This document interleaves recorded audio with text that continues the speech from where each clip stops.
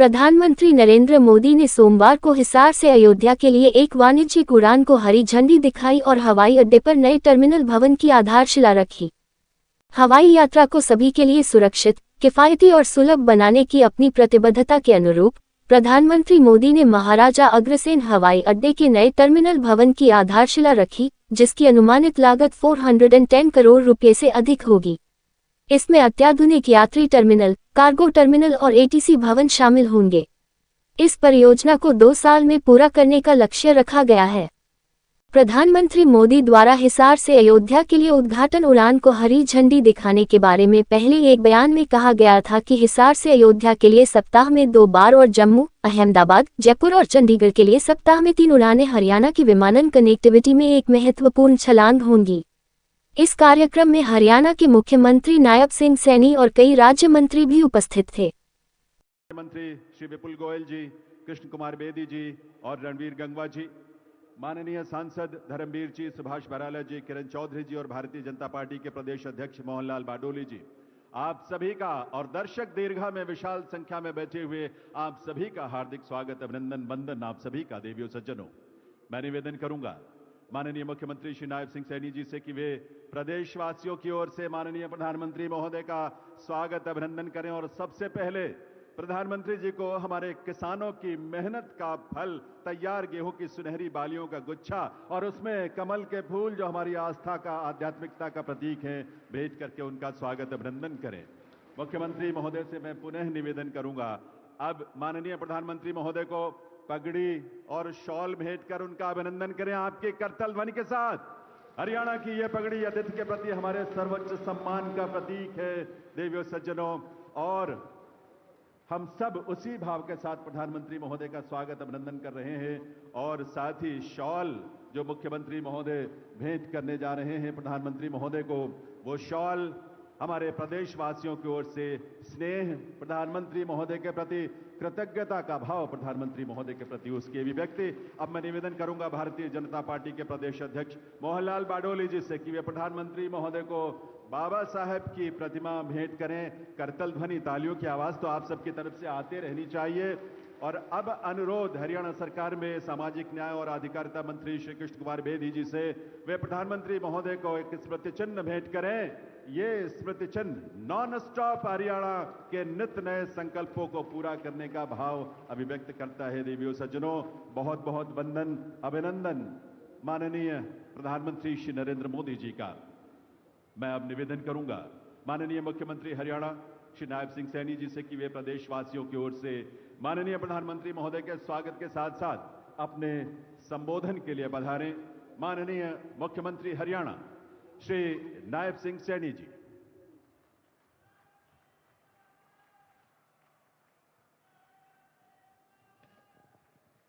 भारत माता की, भारत माता की। आज हम सब के लिए ये बहुत ही सौभाग्य का दिन है। दुनिया के सबसे लोकप्रिय नेता, भारत के यशस्वी प्रधानमंत्री आदरणीय नरेंद्र मोदी जी आज हरियाणा को विकसित हरियाणा बनाने के लिए आज हरियाणा में पधारे हैं। मैं हरियाणा की 2 करोड़ 80 लाख लोगों की तरफ से आदरणीय नरेंद्र मोदी जी का स्वागत करता हूं, उनका धन्यवाद करता हूं।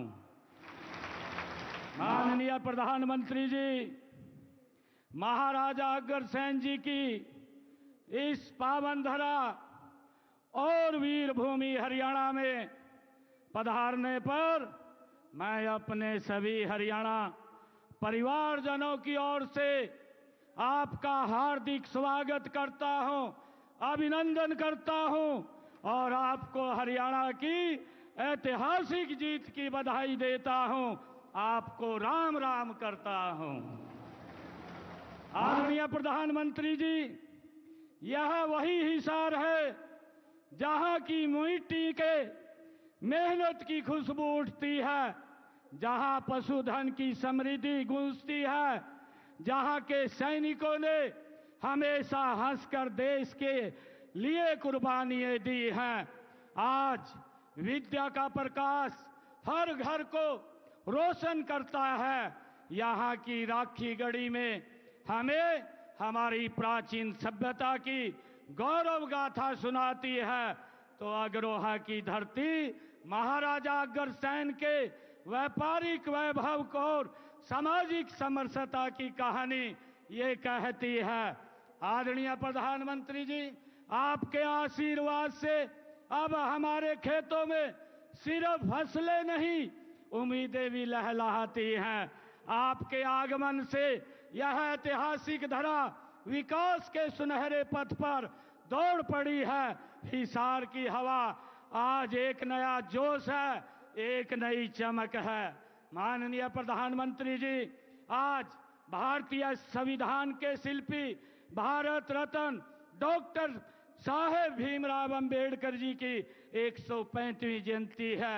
मैं उन्हें सत सत नमन करता हूं और समूचे प्रदेश को उनकी जयंती की हार्दिक बधाई और शुभकामनाएं देता हूं। मुझे खुशी है आदरणीय प्रधानमंत्री जी, आज 14 अप्रैल का यह दिन हम सब के लिए बड़ा ही ऐतिहासिक है।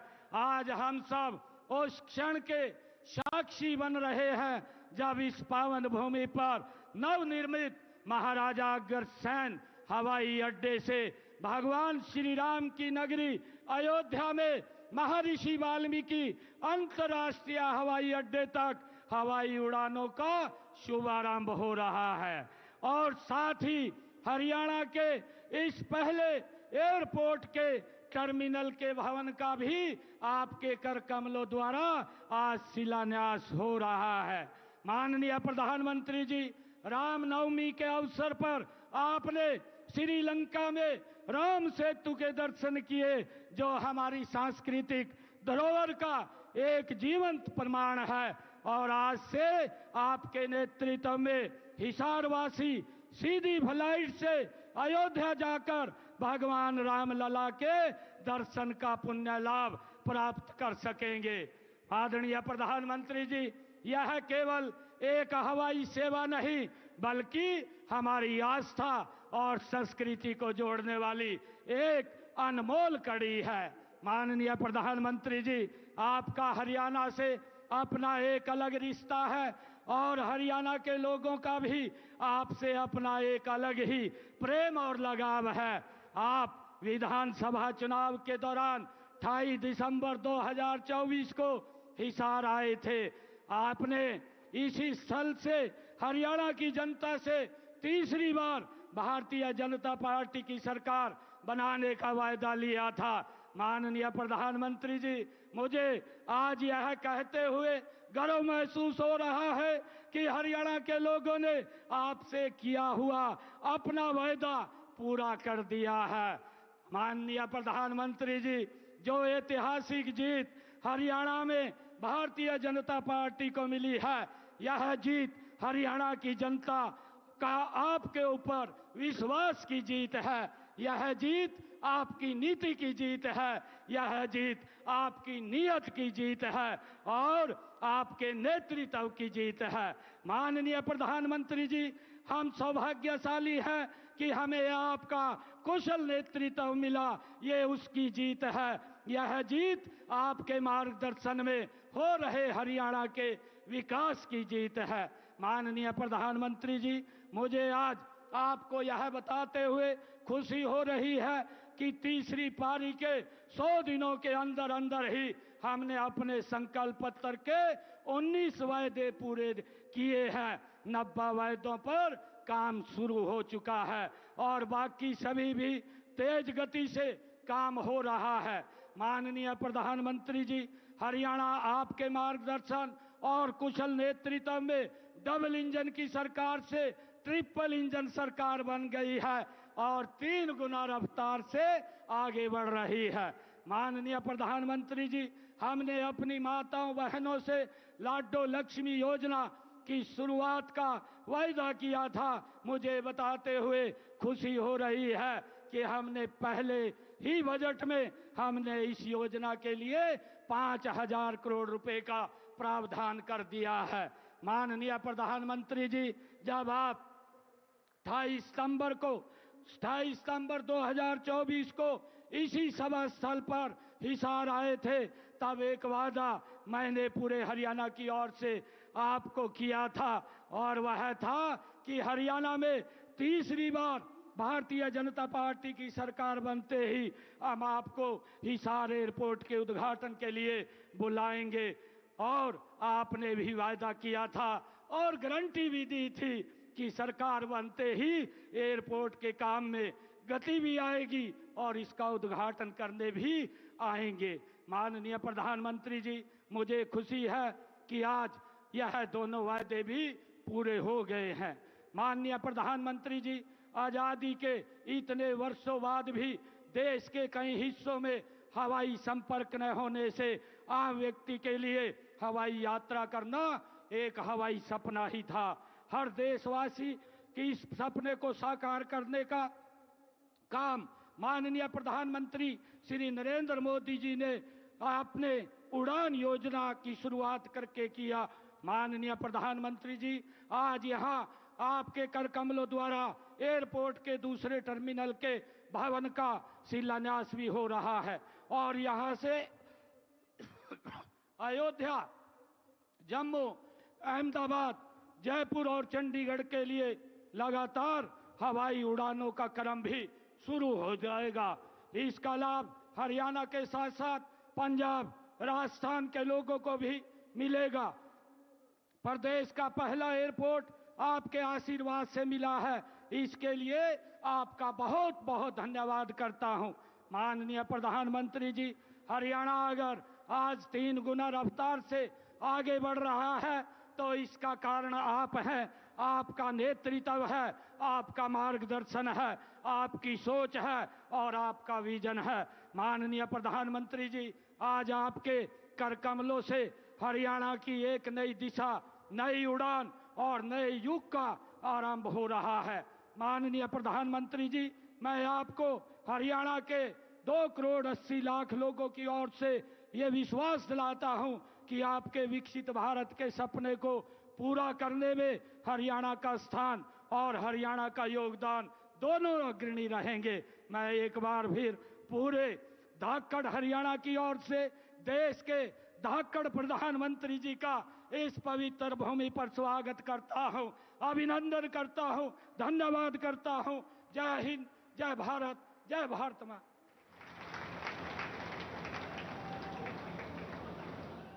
बहुत बहुत आभार माननीय मुख्यमंत्री महोदय का। देवियों सज्जनों, अब समय है हमारे संकल्पों की उड़ान का।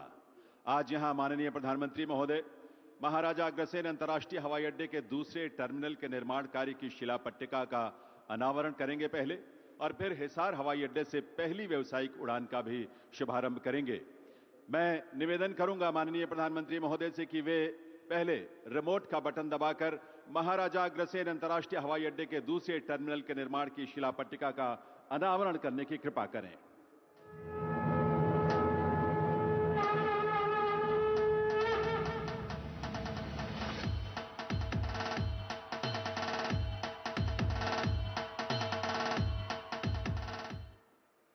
और माननीय प्रधानमंत्री महोदय हिसार हवाई अड्डे से पहली व्यावसायिक उड़ान का भी शुभारंभ करेंगे रिमोट का बटन दबाकर। एक बार पुनः उनसे निवेदन है कि वे रिमोट का बटन दबाकर इसका शुभारंभ करें। माननीय प्रधानमंत्री महोदय।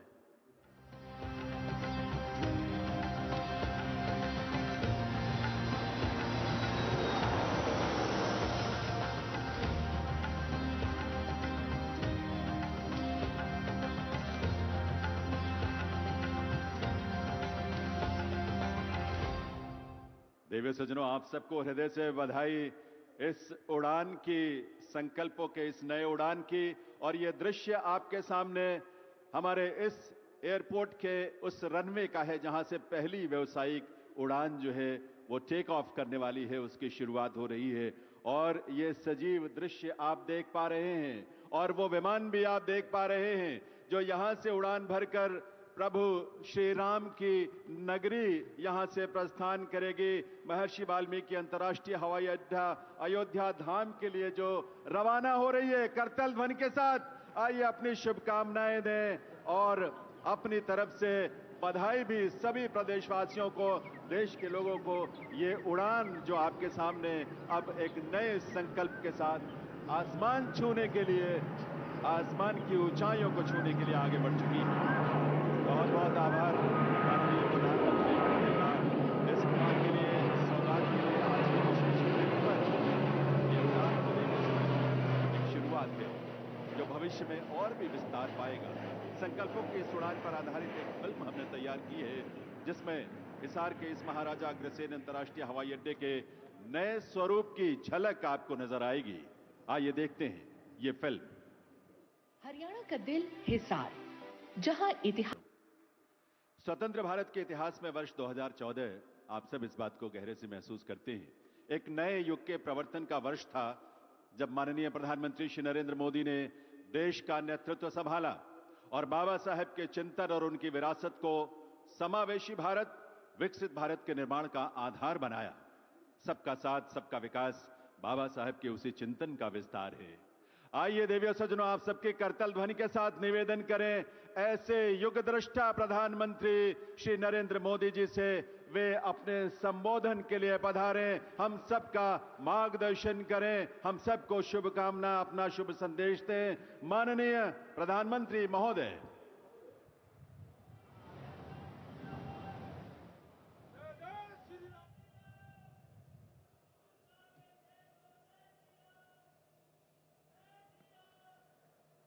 मैं कहूंगा, बाबा साहब आंबेडकर, आप सब 2 बार बोलिए, अमर रहे, अमर रहे।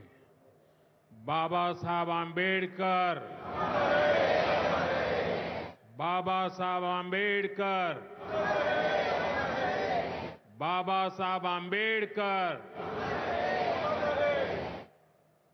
हरियाणा के मुख्यमंत्री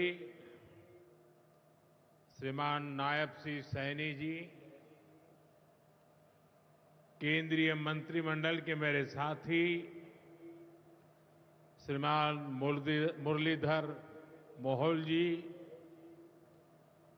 हरियाणा सरकार के सभी मंत्रीगण, सांसद और विधायकगण और मेरे प्यारे भाई और बहनों, मारे हरियाणा के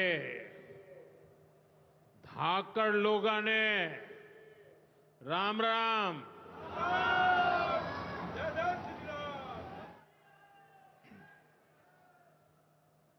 ठाडे जवान, ठाडे खिलाड़ी और ठाडा भाईचारा, यो से हरियाणा की पहचान।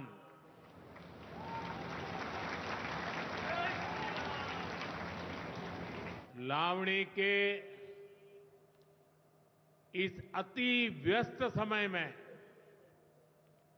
आप इतनी विशाल संख्या में हमें आशीर्वाद देने पहुंचे हैं। मैं आप सभी जनता जनार्दन का अभिनंदन करता हूं। गुरु जंबेश्वर, महाराजा अग्रसेन और अग्रोहा धाम को भी श्रद्धापूर्वक नमन करता हूं। साथियों, हरियाणा से, हिसार से मेरी कितनी ही यादें जुड़ी हुई है। जब भारतीय जनता पार्टी ने मुझे हरियाणा की जिम्मेदारी दी थी, तो यहां अनेक साथियों के साथ मैंने लंबे समय तक मिलकर काम किया था। इन सभी साथियों के परिश्रम ने भारतीय जनता पार्टी की हरियाणा में नींव को मजबूत किया है। और आज मुझे ये देखकर गर्व होता है कि भाजपा विकसित हरियाणा, विकसित भारत के लक्ष्य को लेकर पूरी गंभीरता से काम कर रहा है। साथियों, आज का दिन हम सभी के लिए, पूरे देश के लिए और खास करके दलित, पीड़ित, वंचित, शोषित, उन सब के लिए बहुत महत्वपूर्ण दिवस है। उनके जीवन में तो दूसरी दिवाली होती है। आज संविधान निर्माता बाबा साहब आंबेडकर की जयंती है। उनका जीवन, उनका संघर्ष, उनका जीवन संदेश हमारी सरकार की 11 साल की यात्रा का प्रेरणा स्तंभ बना है। हर दिन, हर फैसला, हर नीति बाबा साहब आंबेडकर को समर्पित है। वंचित, पीड़ित, शोषित, गरीब, आदिवासी, महिलाएं, इनके जीवन में बदलाव लाना, इनके सपनों को पूरा करना, ये हमारा मकसद है। इसके लिए निरंतर विकास, तेज विकास, और यही भाजपा सरकार का मंत्र है। साथियों, इसी मंत्र पर चलते हुए आज हरियाणा से अयोध्या धाम के लिए फ्लाइट शुरू हुई है। यानी अब श्री कृष्ण जी की पावन भूमि हरियाणा प्रभु राम की नगरी से सीधे जुड़ गई है।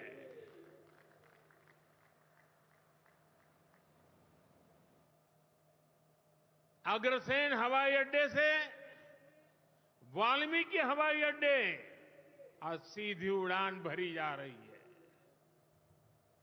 बहुत जल्द यहां से दूसरे शहरों के लिए भी उड़ानें शुरू होगी। आज हिसार एयरपोर्ट की नई टर्मिनल बिल्डिंग का शिलान्यास भी हुआ है। ये शुरुआत हरियाणा की आकांक्षाओं को एक नई ऊंचाई पर पहुंचाने की उड़ान है। मैं हरियाणा के लोगों को इस नई शुरुआत के लिए ढेर सारी बधाई देता हूं। साथियों, मेरा आपसे वादा रहा है, हवाई चप्पल पहनने वाला भी हवाई जहाज में उड़ेगा।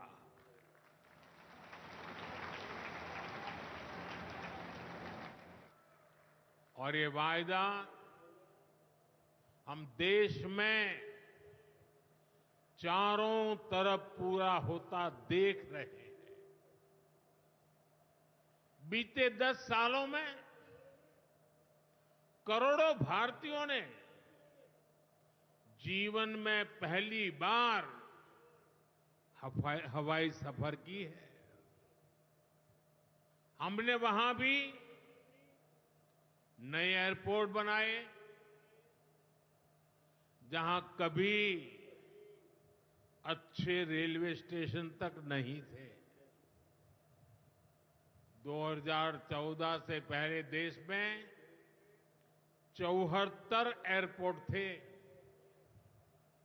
सोचिए, 70 साल में 74। आज देश में एयरपोर्ट की संख्या 150 के पार हो गई है।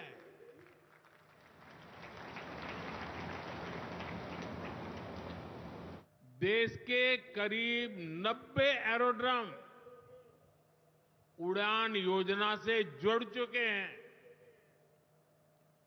600 से अधिक रूट पर उड़ान योजना के तहत हवाई सेवा चल रही है। इनमें बहुत कम पैसों में लोग हवाई यात्रा कर रहे हैं और इसलिए आज हर साल हवाई यात्रा करने वालों का नया रिकॉर्ड बन रहा है। हमारी एयरलाइन कंपनियों ने भी रिकॉर्ड संख्या में 2000 नए जहाजों का, हवाई जहाजों का ऑर्डर दिया है। और जितने नए जहाज आएंगे उतनी ही ज्यादा नौकरियां पायलट के रूप में हो, एयर होस्टेस के रूप में हो, सैकड़ों नई सेवाएं भी होती है। एक जगह हवाई जहाज चलता है तब ग्राउंड स्टाफ होता है, न जाने कितने काम होते हैं। ऐसी अनेक सेवाओं के लिए नौजवानों को रोजगार के अवसर मिलेंगे। इतना ही नहीं, हवाई जहाज के मेंटेनेंस से जुड़ा एक बड़ा सेक्टर भी अनगिनत रोजगार बनाएगा। हिसार का ये एयरपोर्ट भी हरियाणा के नौजवानों के सपनों को नई ऊंचाई देगा। साथियों, हमारी सरकार एक तरफ कनेक्टिविटी पर बल दे रही है,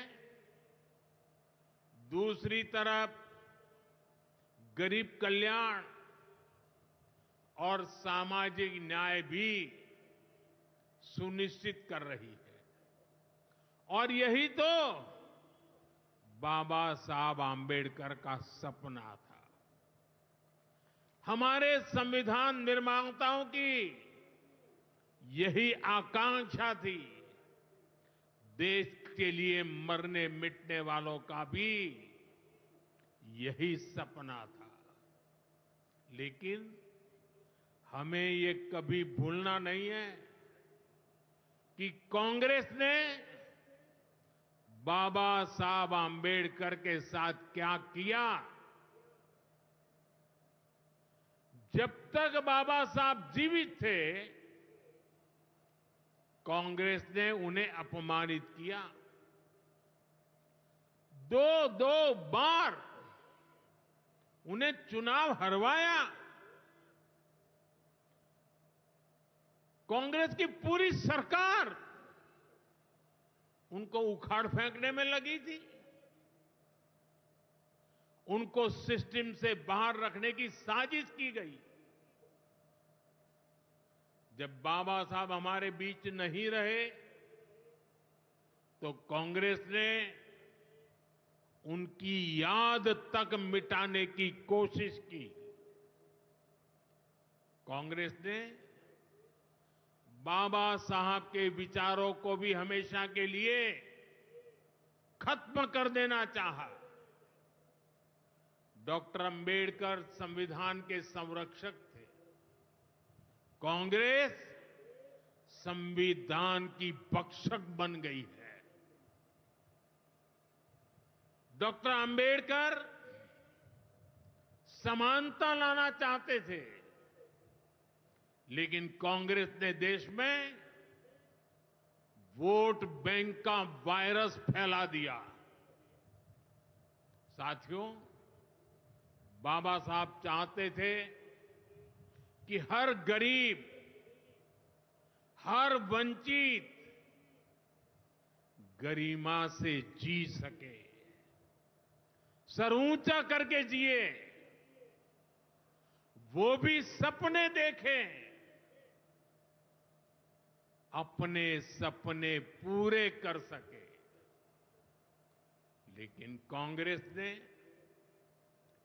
एससी, एसटी, ओबीसी को सेकंड क्लास सिटीजन बना दिया। कांग्रेस के लंबे शासनकाल में कांग्रेस के नेताओं के घर में स्विमिंग पूल तक पानी पहुंच गया, लेकिन गांव में नल से जल नहीं पहुंचा। आजादी के 70 साल बाद भी गांवों में सिर्फ 16% घरों में नल से जल आता था। सोचिए, 100 घर में से 16 घर में। इससे सबसे ज्यादा प्रभावित कौन थे?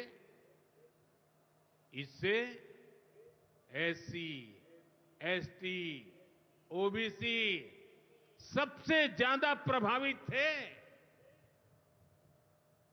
अरे उनकी इतनी ही चिंता थी, आज जो गली गली में जाके भाषण झाड़ रहे हैं, अरे कम से कम मेरे एससी, एसटी, ओबीसी भाइयों के घर तक अरे पानी तो पहुंचा देते। हमारी सरकार ने 6-7 साल में 12 करोड़ से ज्यादा ग्रामीण घरों में नल कनेक्शन दिए हैं। आज गांव के 80% घरों में, यानी पहले 100 में से 16, आज 100 में से 80 घरों में नल से जल आता है। और बाबा साहब का आशीर्वाद है, हम हर घर तक नल से जल पहुंचाएंगे। शौचालय के अभाव में भी सबसे बुरी स्थिति एससी, एसटी, ओबीसी समाज की ही थी। हमारी सरकार ने 11 करोड़ से ज्यादा शौचालय बनवाकर वंचितों को गरिमा का जीवन दिया है। साथियों, कांग्रेस के जमाने में एससी, एसटी, ओबीसी के लिए बैंक का दरवाजा तक नहीं खुलता था। बीमा, लोन, मदद, ये सारी बातें सब सपना था। लेकिन अब जनधन खातों के सबसे बड़े लाभार्थी मेरे एससी, एसटी, ओबीसी के भाई बहन हैं।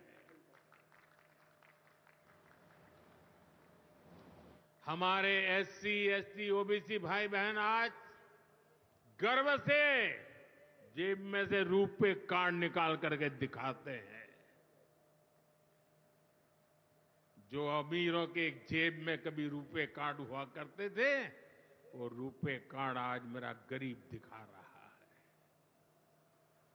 साथियों, कांग्रेस ने हमारे पवित्र संविधान को सत्ता हासिल करने का एक हथियार बना दिया।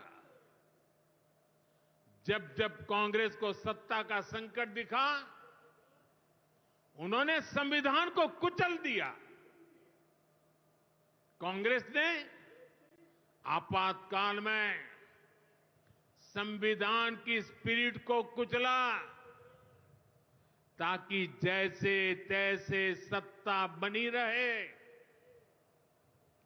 संविधान की भावना है कि सबके लिए एक जैसी नागरिक संहिता हो,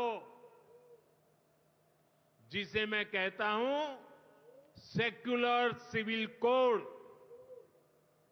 लेकिन कांग्रेस ने इसे कभी लागू नहीं किया। उत्तराखंड में भाजपा सरकार आने के बाद सेक्युलर सिविल कोड, समान नागरिकता संहिता ये लागू हुई, डंकी की चोट पर लागू हुई। और देश का दुर्भाग्य देखिए, संविधान को जेब में लेकर के बैठे हुए लोग, संविधान पर बैठ गए हुए लोग, ये कांग्रेस के लोग उसका भी विरोध कर रहे हैं। साथियों, हमारे संविधान ने एससी, एसटी, ओबीसी के लिए आरक्षण का प्रावधान किया, लेकिन कांग्रेस ने उनको आरक्षण पहुंचा कि नहीं पहुंचा, उनके बच्चों को शिक्षा के लिए सुविधाएं प्रारंभ मिलना शुरू हुआ कि नहीं हुआ, एससी, एसटी, ओबीसी के कोई व्यक्ति अधिकार से वंचित तो नहीं रह गए, उसकी कभी परवाह नहीं की।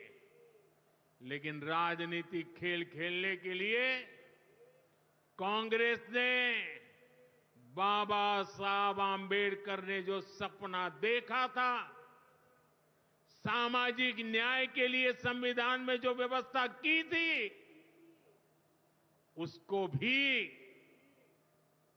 पीठ में छुरा भोंककर उस संविधान के उस प्रावधान को तुष्टीकरण का माध्यम बना दिया। अभी आपने भी समाचारों में सुना होगा, कर्नाटका की कांग्रेस सरकार ने टेंडर में भी अब एससी, एसटी, ओबीसी के अधिकार छीन करके धर्म के आधार पर आरक्षण दे दिया।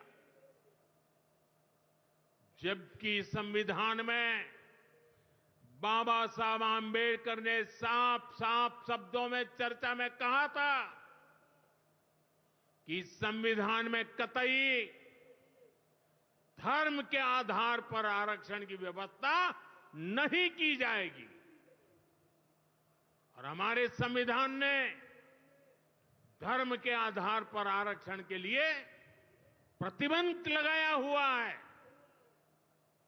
साथियों, कांग्रेस की तुष्टीकरण की इस नीति का बहुत बड़ा नुकसान मुस्लिम समाज को भी हुआ है। कांग्रेस ने सिर्फ कुछ कट्टरपंथियों को ही खुश किया है, बाकी समाज बेहाल रहा, अशिक्षित रहा, गरीब रहा। कांग्रेस की इस कुनीति का सबसे बड़ा प्रमाण वक्फ कानून है। देश आजाद होने के बाद 2013 तक वक्फ का कानून चलता था, लेकिन चुनाव जीतने के लिए, तुष्टीकरण की राजनीति के लिए, वोट बैंक की राजनीति के लिए 2013 के आखिर में, आखिरी सत्र में कांग्रेस ने इतने सालों तक चल रहे वक्फ के कानून में आनन फानन संशोधन कर दिया ताकि चुनाव में वोट पा सके, वोट बैंक को खुश करने के लिए इस कानून को ऐसा बना दिया कि बाबा साहब आंबेडकर के संविधान की ऐसी की तैसी संविधान से ऊपर कर दिया। ये बाबा साहब का सबसे बड़ा अपमान का काम था। साथियों, ये कहते हैं कि उन्होंने मुसलमानों के हित में किया।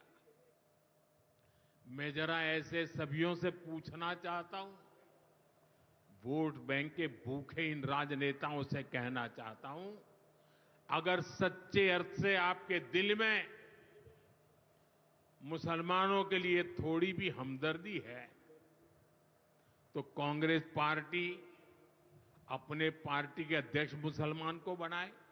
क्यों नहीं बनाते भाई? संसद में टिकट देते हैं, 50% मुसलमानों को दो। जीत करके आएंगे तो अपनी बात बताएंगे, लेकिन ये नहीं करना है। कांग्रेस में तो कुछ नहीं देना है। देश के नागरिकों के अधिकारों को छीनना और देना, इनकी नीयत किसी का भी भला करने की कभी नहीं रही, मुसलमानों का भला करने की भी नहीं रही। यही कांग्रेस की अच्छी सच्चाई है। साथियों, वक्फ के नाम पर लाखों हेक्टेयर जमीन पूरे देश में है। इस जमीन, इस प्रॉपर्टी से गरीब का, बेसहारा महिलाओं बच्चों का भला होना चाहिए था। और आज ईमानदारी से उसका उपयोग हुआ होता तो मेरे मुसलमान नौजवानों को साइकिल के पंक्चर बना करके जिंदगी नहीं गुजारनी पड़ती। लेकिन इससे मुट्ठी भर भू माफिया का कोई भला हुआ। पसमानदा मुस्लिम इस समाज को कोई फायदा नहीं हुआ। और ये भूमाफिया किसकी जमीन लूट रहे थे? ये दलित की जमीन लूट रहे थे, पिछड़ों की जमीन लूट रहे थे, आदिवासी की जमीन लूट रहे थे, विधवा महिलाओं की संपत्ति लूट रहे थे। सैकड़ों विधवा मुस्लिम महिलाओं ने भारत सरकार को चिट्ठी लिखी, तब जाके कानून की चर्चा आई है। वक्फ कानून में बदलाव के बाद अब ये गरीबों से जो लूटा जा रहा है वो बंद होने वाला है।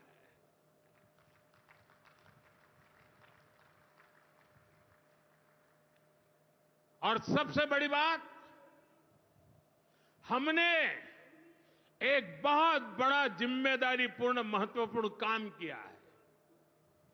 हमने इस वक्फ कानून में एक और प्रावधान किया है। अब नए कानून के तहत, वक्फ के कानून के तहत, किसी भी आदिवासी की जमीन को हिंदुस्तान के किसी भी कोने में आदिवासी की जमीन को, उसके घर को, उसकी संपत्ति को ये वक्फ बोर्ड हाथ भी नहीं लगा पाएगा।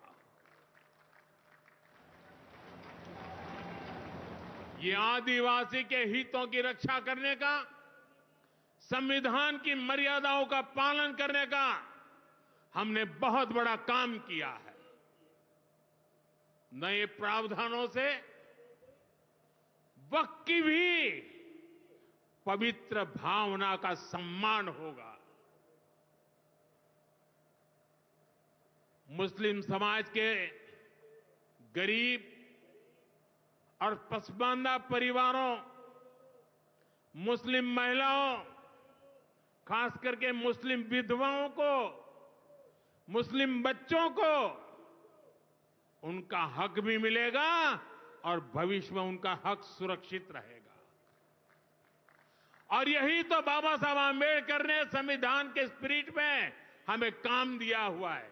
यही असल स्पिरिट है, यही असली सामाजिक न्याय है। साथियों, हमारी सरकार ने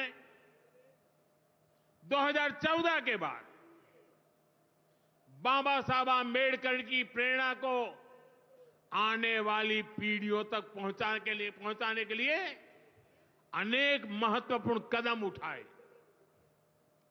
बाबा साहब देश और दुनिया में जहां जहां रहे, वे सभी स्थान उपेक्षित थे। जो संविधान के नाम पर अपनी राजनीतिक रोटी सेकने के लिए निकले हैं, उन्होंने बाबा साहब से जुड़े हुए हर स्थान का अपमान किया, इसे इतिहास से मिटाने का प्रयास किया। स्थिति ये थी कि मुंबई के इंदु मिल में बाबा साहब आंबेडकर का स्मारक बनाने के लिए भी देश भर में लोगों को आंदोलन करने पड़े। हमारी सरकार ने आते ही इंदु मिल के साथ साथ बाबा साहब आंबेडकर की महू की जन्मभूमि हो, बाबा साहब आंबेडकर जी की लंदन की शिक्षा भूमि हो, दिल्ली में उनकी महापरिनिर्वाण स्थली हो, या फिर नागपुर की दीक्षा भूमि हो, हमने सभी का विकास किया। इनको पंच तीर्थ के रूप में विकसित किया है। मेरा सौभाग्य है कि कुछ दिन पहले ही मुझे दीक्षा भूमि में जाकर, नागपुर जाकर बाबा साहब को नमन करने का अवसर मिला। साथियों, कांग्रेस के लोग सामाजिक न्याय की बड़ी बड़ी बातें करते हैं, लेकिन हमें ये भी याद रखना है कि कांग्रेस ने बाबा साहब आंबेडकर और चौधरी चरण सिंह जी, इन दोनों महान सपूतों को भारत रत्न नहीं दिया था। बाबा साहब आंबेडकर को भारत रत्न तब मिला जब केंद्र में भाजपा के समर्थन वाली सरकार बनी। वहीं हमें गर्व है कि भाजपा की ही सरकार ने चौधरी चरण सिंह जी को भी भारत रत्न दिया है। साथियों, सामाजिक न्याय के, गरीब कल्याण के पथ को हरियाणा की भाजपा सरकार भी निरंतर सशक्त कर रही है। सरकारी नौकरियां की भी हरियाणा में क्या हालत थी, आप सबको पता है। यूं किया करते, जे नौकरी लागणी है तो किसी नेता के गैल हो ले, और न तो रुपया ले आ, बापू की जमीन और मां के तो जेवर भी बिक जाया करते। मुझे खुशी है कि नायब सिंह सैनी जी की सरकार ने कांग्रेस की इस बीमारी का इलाज कर दिया।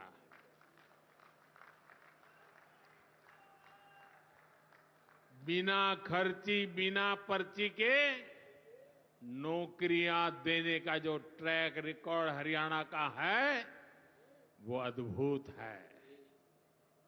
और मुझे गर्व है कि मुझे ऐसे साथी मिले हैं, ऐसी साथी सरकार मिली है। यहां के 25,000 नौजवानों को सरकारी नौकरी ना मिले, इसके लिए कांग्रेस ने एड़ी चोटी का जोर लगा दिया था। लेकिन इधर मुख्यमंत्री नायब सैनी जी ने शपथ ली, उधर हजारों युवाओं को नियुक्ति पत्र जारी कर दिए गए। यह है भाजपा का, सरकार का सुशासन। और अच्छा ये है कि नायब सिंह सैनी जी की सरकार आने वाले वर्षों में हजारों नई नौकरियों का रोड मैप बना करके चल रही है। साथियों, हरियाणा वो प्रदेश है जहां बहुत बड़ी संख्या में युवा सेना में जाकर देश की सेवा करते हैं।